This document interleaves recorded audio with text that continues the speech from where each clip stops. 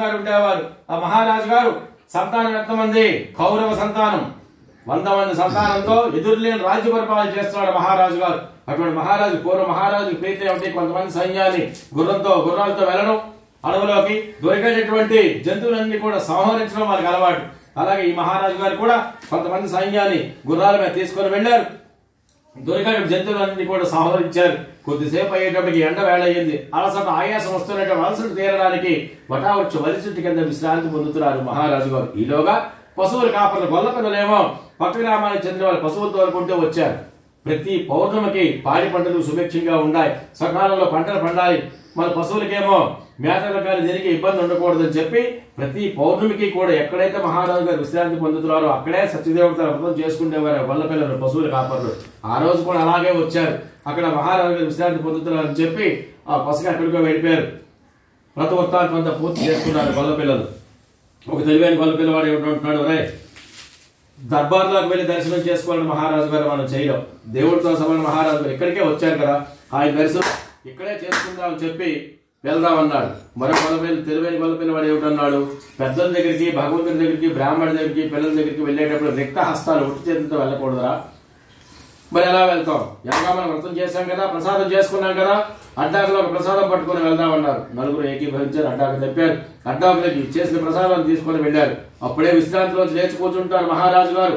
ఏమైనా ఇలా వచ్చారన్నారు. ఏమీ లేదు మహాత్మా, పలానా గ్రామానికి చెందిన గొల్లపిల్లవారి పశువుల కాపర్లవి.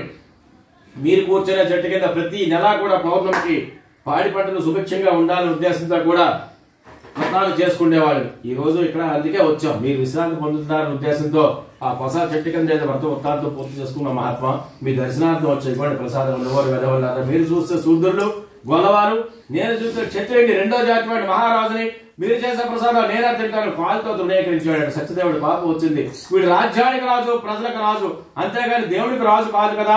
వీడి పుత్ర మిత్ర కళత్ర బంధుత్వాలన్నీ కూడా నాశనం కాని శపించాడు. ఎప్పుడైతే ఈ ప్రసాదాలు కాలుతో తృణీకరించారు మహారాజు గారు, ఇసుకైపల్లి ప్రసాదం కళ్ళ కట్టుకుని పశువులకు పెట్టేసి ఈ గొల్లపిల్లలేమో పశువులు తోలుకుంటూ చల్లా చెదురైపోయారు. ఈలోగా ఎప్పుడైతే గొల్లపిల్లలు పశువులు తోలుకుని అడవి దాటారో పెడు ప్రాణపడి గాలి వర్షం వస్తున్నది. కళ్ళు విప్పిన తీవ్రత గాలి విచ్చుతున్నది. వడగళ్ళు రాళ్లతో కొట్టే తీవ్రతగా వడగళ్ళతో వర్షం వస్తున్నది. కొంతమంది సైన్యం కూడా చల్లా చెదురైపోయారు. ఈ వర్షంతో తాకిడి తట్టుకోలేక కొంతమంది సైన్యం ఏమో మూర్చబడిపోయారట. ఎన్ని జంతువులైతే మహారాజు గారు సంహరించారో అన్ని జంతువులు కూడా తిరిగి బతికి మరి ఆయన మీదకి వచ్చేస్తున్నారు. జంతువులన్నీ కూడా మహారాజు మీదకి వచ్చేస్తున్నారు.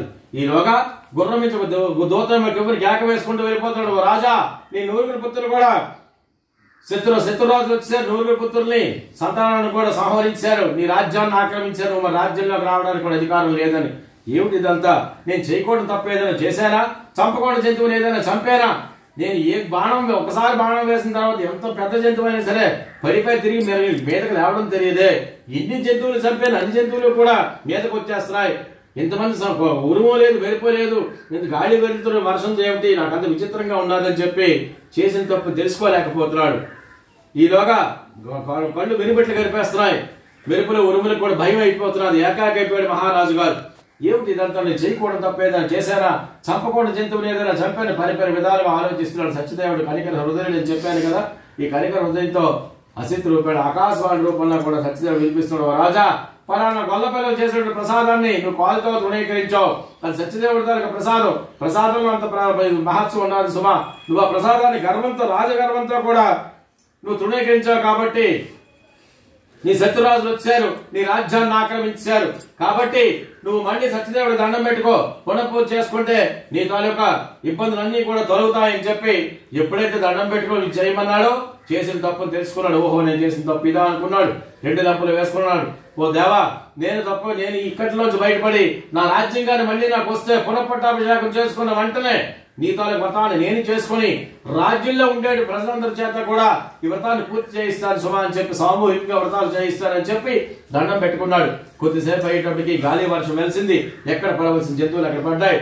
మూర్చ పడిపోయిన బట్టల మీదకేమో ఈ వర్షం తీపినేమో జల్లాడు. లేచి కూర్చున్నారు.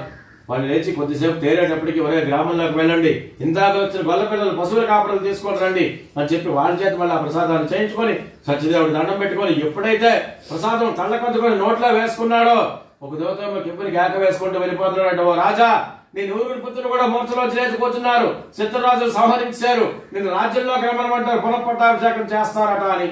ఇదేమిటిది? సత్యదేవుడి ప్రసాదం నోట్లో వేసుకుంటే ఇంత ఫలితం, ప్రసాదంలో ఇంత మహత్యం ఉన్నదంటే సత్యదేవుడి తాలూకు వ్రతంలో ఇంకెంత మహత్యం ఉందో అనుకున్నాడు.